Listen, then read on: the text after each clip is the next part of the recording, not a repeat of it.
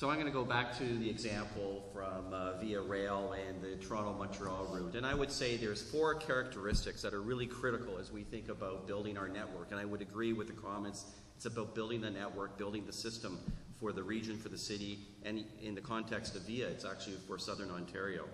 Thing number 1 is availability. You need the service in the first place. You need to be able to have the infrastructure that allows you to deliver that service. Frequency is number 2. No question, frequency is important.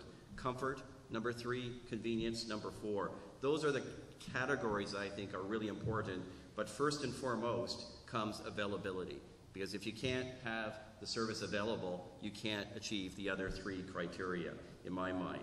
And when you think about that Via Rail service between Toronto and Montreal, or if you apply that to other elements within the city or within the Greater Toronto and Hamilton area, what you need is track capacity. I know that Via cannot provide that service today because that track capacity between here and Montreal is being used by CN and CP trains. It's CN and CP owned infrastructure, and their commercial interests are to deliver their business. And they need rolling stock. They need actually the locomotives, they need the cars that are able to carry the passengers between the 2 cities. So again, if you think about the building blocks to deliver the kind of service you need for the future, first things first is availability.